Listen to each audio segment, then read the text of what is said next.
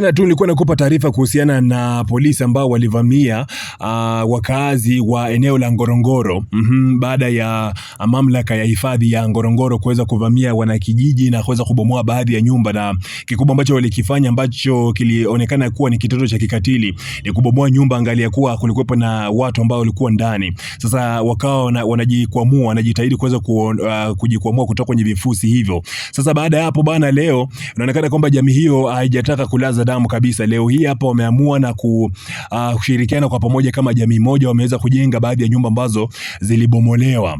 Yani nyumba zilibomolewa jana mida jioni hivi, lakini leo asubuhi bana walikuwa na shughuli moja tu ya kuweza kujenga nyumba ambazo zilikuwa zimebomolewa na askari wa hifadhi ya Ngorongoro. Lakini pia kumekuwa kama unavyoona kwenye picha hizi na video hizi hapa ni kwamba kuna shughuli za ujenzi zinaendelea, lakini pia kuna polisi ambao waliwahi kufika katika eneo hilo. Nadhani kwamba ilikuwa ni katika njia ya kutaka kuleta uhiano, kutaka kuyaweka mambo sawa. Sasa jana kulikuwa na comments nyingi za baadhi ya watu ambao walikuwa wanasema kwamba walichokifanya askari hao wa hifadhi ya Ngorongoro ni kitendo cha kikatili. Ilikuwa ni mtiti kiasi kwamba wakazi waliungana na kuweza kuwafukuzilia mbali kabisa hao askari ambao walikuja kutekeleza kitendo hicho. Lakini leo hii hapa polisi, yani jeshi la polisi limebidi wamefika eneo hilo, lakini hamna tamko lolote rasmi ambalo limetoka kutoka kwa serikali kuweza kutoa maelezo ni kwa nini kitendo hicho kilifanyika, kwa nini walibomolewa majumba yao. Lakini pia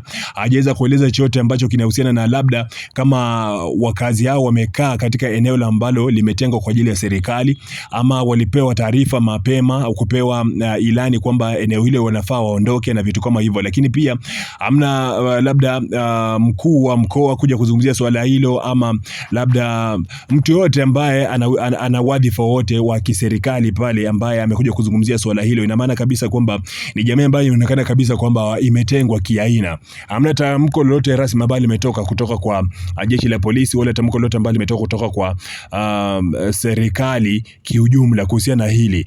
Lakini kifupi ni kwamba jamaa wamejikwamua tena, wameamua kuja pamoja kama jamii kama unavyoona kwenye video hizi, wamejenga majumba yao, maisha mengine yaendelee. Lakini pia polisi wamekuepo. Sasa sijui kama ni moja kati ya njia kutaka kuleta uwiano kati ya jamii na jeshi la polisi, I don't know. Lakini pia unaweza kunipa maoni yako pale chini kwenye uwanja wa comment.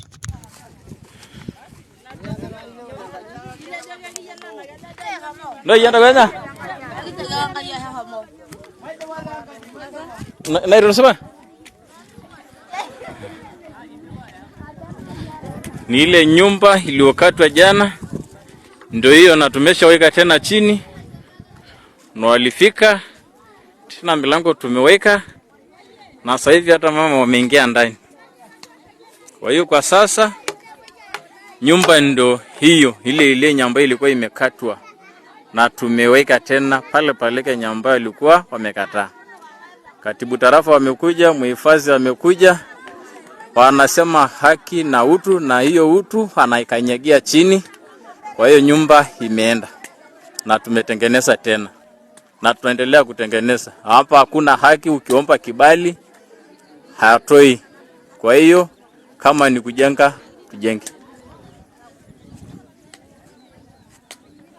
Anyiranda he naira like no de